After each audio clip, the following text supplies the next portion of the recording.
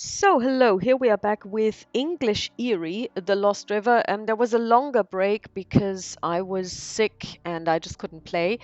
It's the second day. We are at 3 Spirit and 3 Resolve. If you wonder what I'm talking about, go back and listen to the first one. I'm not going to go over the rules again. So, we draw the first card, and it is a 4 of diamonds, which spells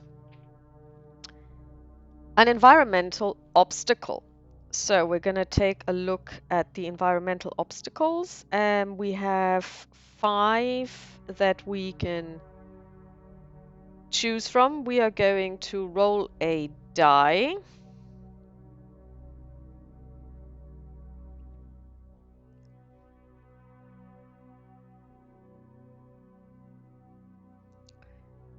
And we roll a 2. Well, basically what I'm rolling is a d10, and then I'm going to divide the result by 2. And when we look at the second from the top, it is you walk into a bog and you are beginning to sink. Okay, so now I need to roll a d10 to see if I can overcome this. I need to roll 4 plus the number of grey ladies on the table. We've got 1 grey lady on the table, so I need to roll a 5 or higher, which is a 50% chance. However, I'm gonna play it safe, and I'm going to add 1 resolve, which I'm going to deduct. So now we're at 2 resolve. So I'm trying to beat a 5 on a d10 plus 1. And I rolled a 6, which is plus 1 is a 7, so we have overcome this. And now we're going to do our entry into our journal.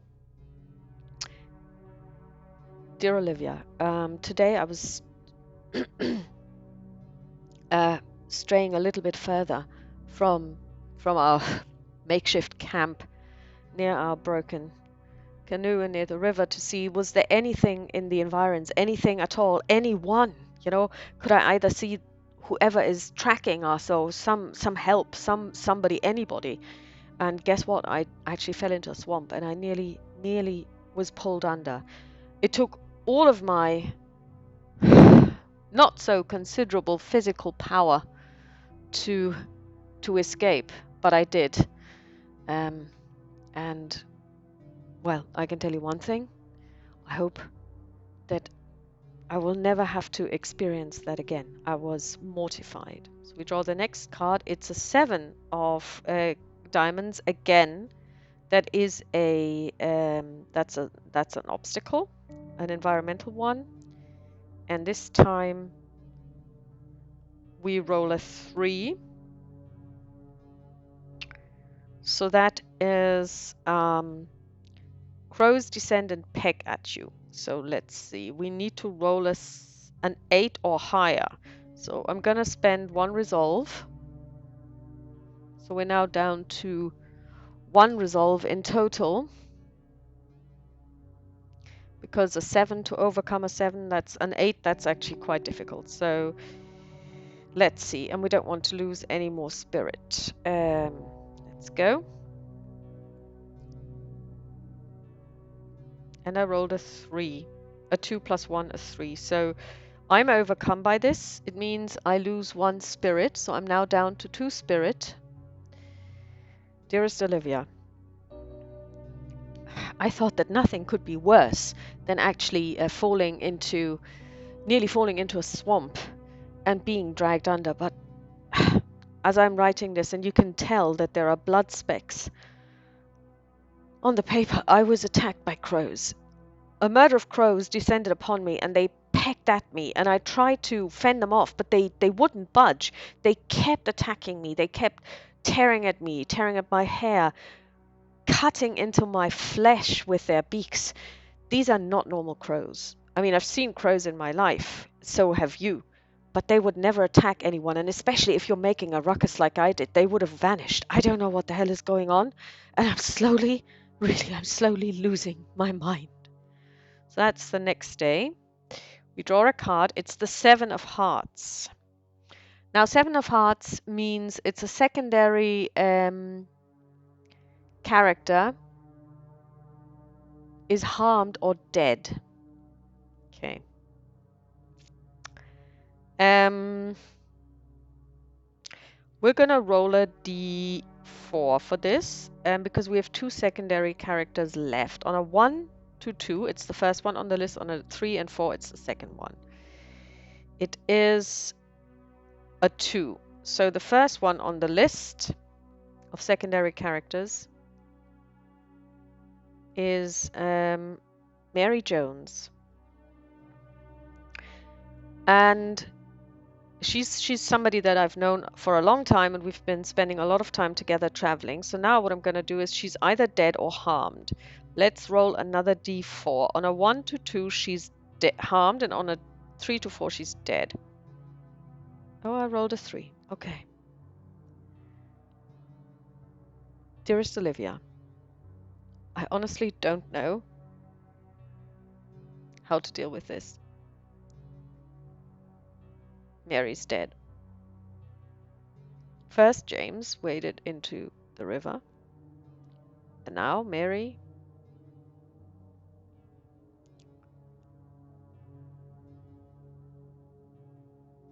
I mean, honestly, I've never seen anything like it. She just took the little axe that we have, the little hatchet that we have been trying to use to rebuild the canoe. It's meant for kindling and firewood, but you know, she took it and hacked into her aorta. I wasn't there, I wasn't watching,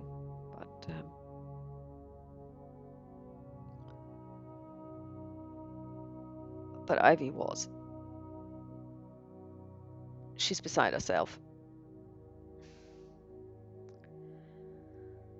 I tried to calm her down, but it didn't work. Ivy's now in her tent crying, and I cannot actually hold this against her at all.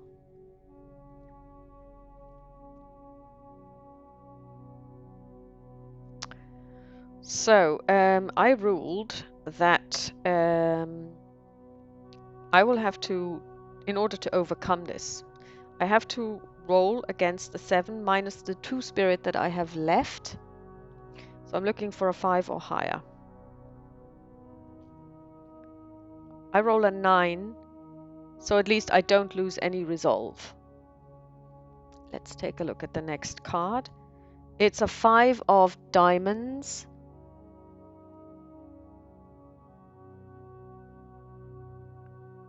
Sorry, 5 of spades. I discover a minor clue. We're just going to take them from the top. So we've already discovered 2.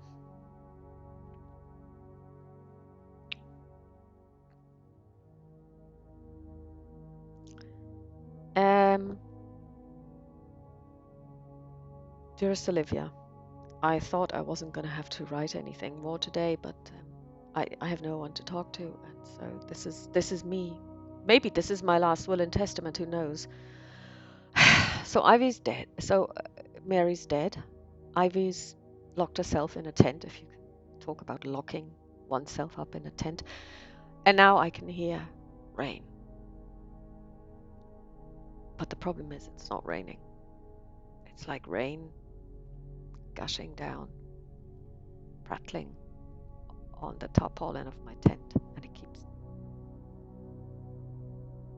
falling. It's driving me insane. When I go outside, it's completely dry, but I can still hear it. Maybe it's in my head. I don't know. But it keeps going. It's a constant drip, drip, drip, drip, drip. But it won't let up. It doesn't stop. When I close my eyes and try to sleep, it's still there. I can't sleep.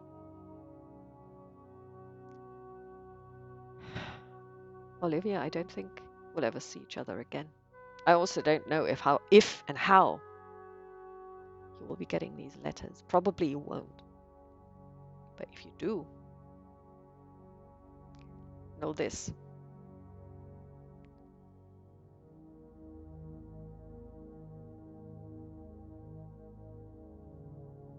This is too much for me, and I don't know how to cope. And I've never felt this lonely ever in my whole life. And we draw the next card, and it is a 4 of hearts. And hearts means a secondary character is harmed or dead. We only have one secondary character left, so we just have to now roll a d4 to see is she harmed on a 1 to 2 or dead on a 3 to 4. Well, I'm not surprised it's a 3, she's dead. Let's see how we fare. I need to roll a 2 or higher.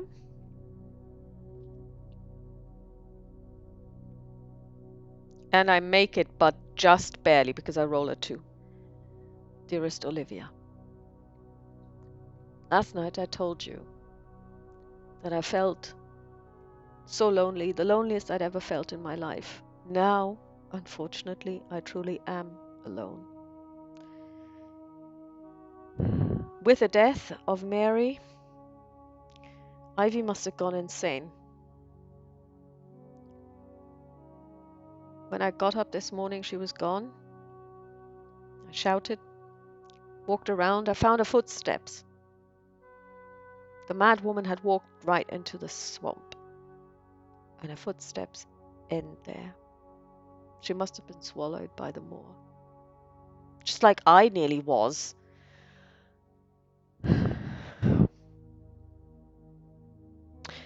And I can tell you one thing for nothing, there is no way I'm going to be able to rebuild the canoe on my own.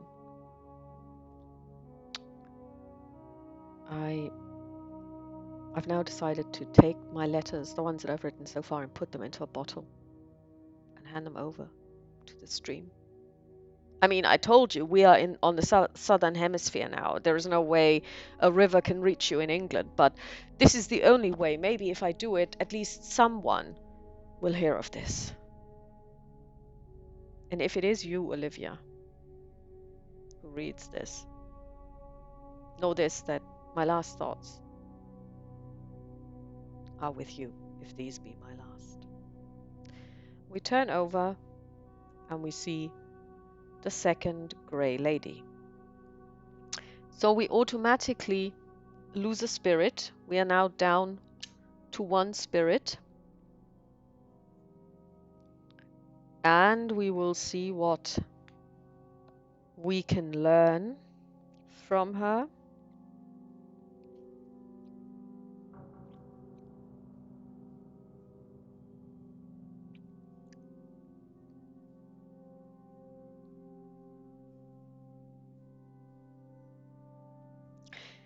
Okay, the tension table says that one character throws themselves into the river as a sacrifice.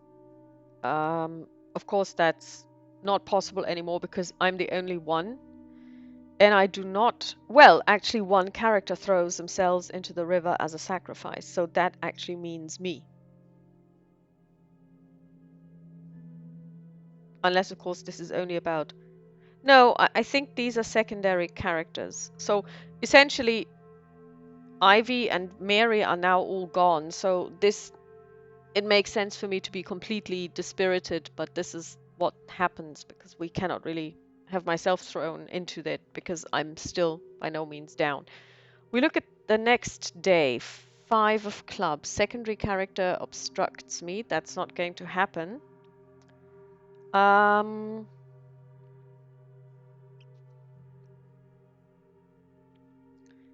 But I still have to roll and overcome a 7.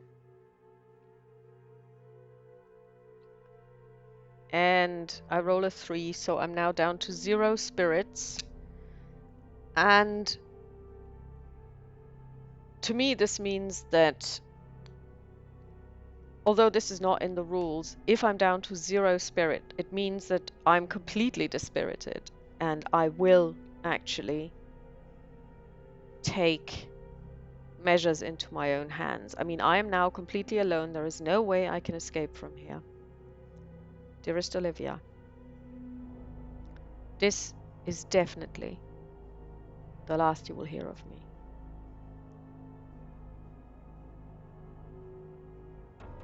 I can no longer bear this situation. It is hopeless, and there is no way I can escape. I think that my 3 companions were probably wiser than me because they accepted their fate, our fate, a lot earlier than I did. So I am going to take this, my last missive to you. I will put it into a bottle, and I will throw myself into the river, holding on to it. Maybe the bottle and I will wash up on some shore, out of here, away from here, and alive. And maybe it'll just be my bottle, who knows? But I cannot, for the life of me, stay here on my own. Be safe. Verity.